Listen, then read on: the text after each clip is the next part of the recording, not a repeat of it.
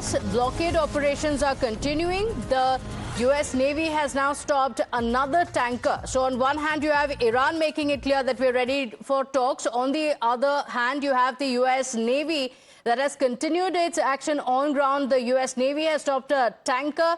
USS Rafael Peralta is in action with Tehran, the tanker headed for Iran port being intercepted.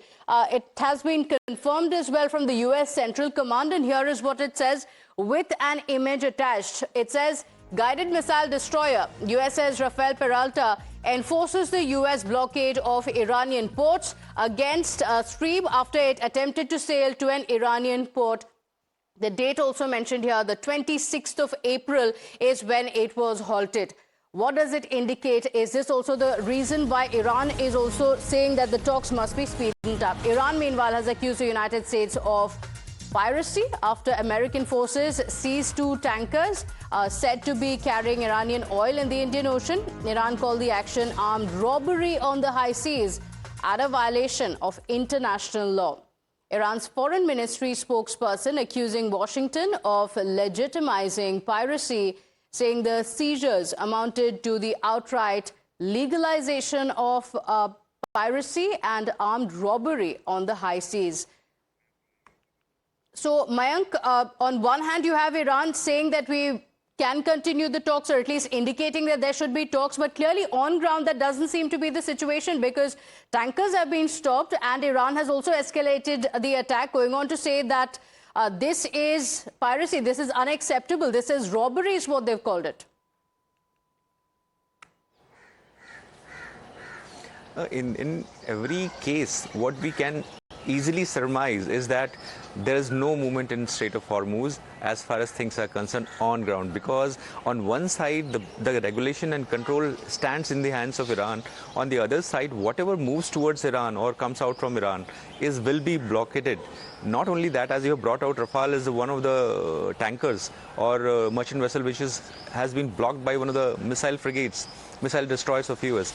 It is because every vessel which moves across, which is called as whitewater shipping in that way. Trade and shipping involves that, whitewater shipping actually. So a ship can be flagged, registered anywhere, but the movement can be easily found out. So in this case, US is tracking the movement of every ship, vessel, which is moving that side. That's how they can easily make out which ship is moving towards which side, and they can stop it if it is moving towards Iran or coming out of Iran. That's how the things are. So it is virtually choked. Everything is choked there. And having said that, now the proposal, as we were talking actually, the proposal from Iran side is also sort of a doable, which can be done immediately. That's how the things are. It is a calibration, a move to calibrate the entire talks. It can be viewed from that perspective. And if it sounds better, US can come down to a level that even the talks on nuclear aspects can be postponed for some time. All right. Stay with us, man, just a moment. Let's also get our viewers what Iran is actually saying. We also got you what Scott Besant is saying. But here is what Iran has said. And this is the outright legalization of piracy and armed robbery is what they've called it on the high seas. Welcome to the return of pirates. Only now they operate with government-issued warrant, sail under official flags and call their plunder law enforcement. And the United States must be held fully accountable for this brazenly lawless behavior, which strikes at the heart of international laws and international free trade and threatens the basic principles of maritime security. This is what Iran has said. We also have Ashok Sajanhar, Ambassador, joining us on the broadcast. Thank you for joining us. Ambassador, the reason why the round one of talks didn't really proceed anywhere between US and Iran was because of this lack of trust. And we're looking at the words that are coming in from the US, from Iran, that clearly indicates that even now there's very little trust between the two nations. With the kind of statements that have been coming in from both US and Iran, is there any indication that there will be a let-up anytime soon?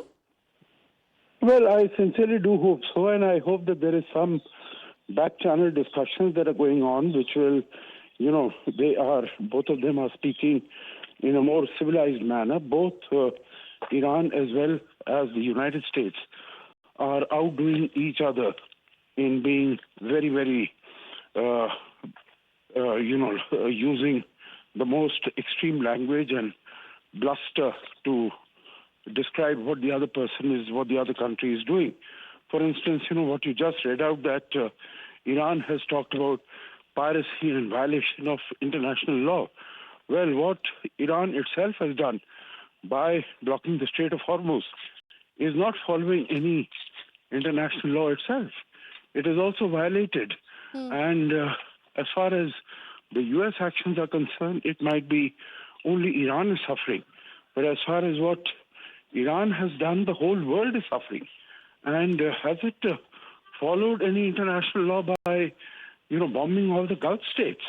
So I think it needs to look inwards itself, Iran, before sort of it starts pointing fingers at the other.